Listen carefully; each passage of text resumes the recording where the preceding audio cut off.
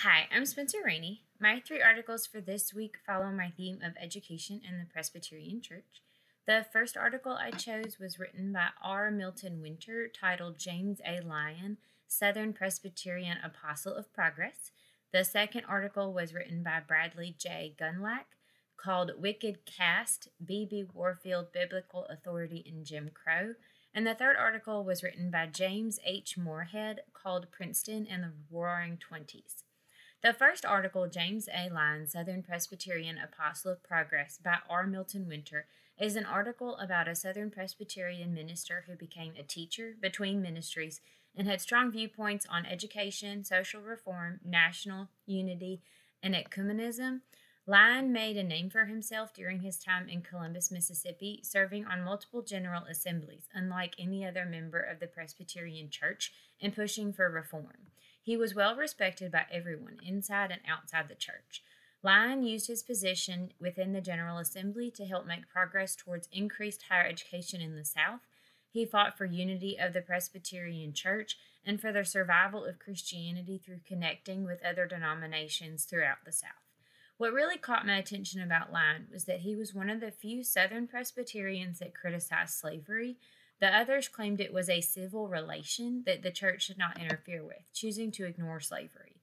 Lyons held steadfast to his moral and religious code, fighting his entire life to make the South a better place for everyone. R. Milton Winter did a wonderful job with background information and specifics about James A. Lyon's work.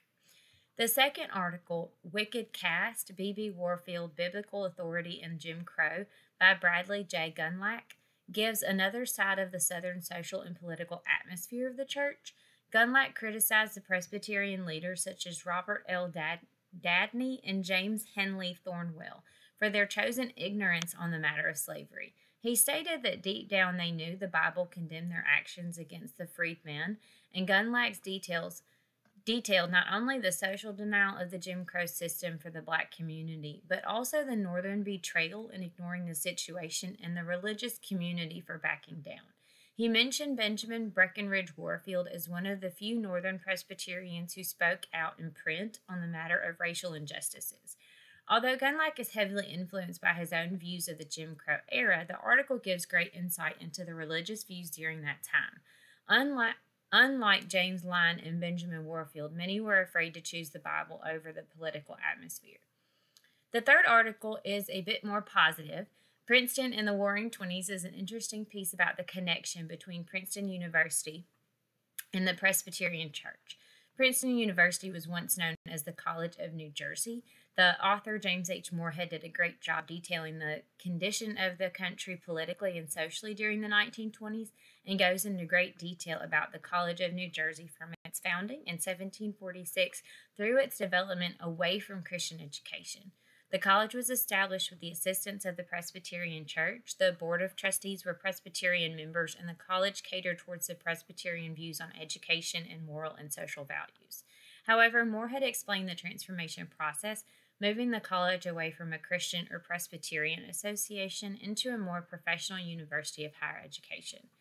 James McCosh was president of the college from 1868 to 1888, and in that time he started the transformation process. He hired younger professors that specialized in specific areas of study to help move the college towards a more professional facility that no longer monitored moral and ethical behaviors of the student. The school still supported and embraced Christianity, however, it was no longer a focal point of the school's educational mission.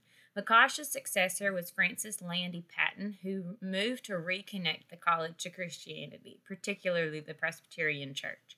The College of New Jersey became known as Princeton University under Patton's leadership in 1896, and the progressive staff and trustee members who wanted the school to fully separate from Christianity pushed for the resignation of Patton, and Professor Woodrow Wilson became the university's president. He had been with the school since 1890, and Wilson took Princeton University to the next level, organizing curriculum towards leadership away from Christianity and even hiring non-religiously affiliated staff. Princeton University continues to make progress in moving away from religious affiliations in its education, although there are religious extracurricular activities still available. These three articles give great insight into important people during a socially, politically, and religiously difficult time in the country. As with all research, it is important to understand progress in all directions. Knowing that the Presbyterian Church was struggling internally with slavery and the political climate demonstrates some motive for education to stray away from Christian focused curriculum and move more towards science centered theories. Thank you.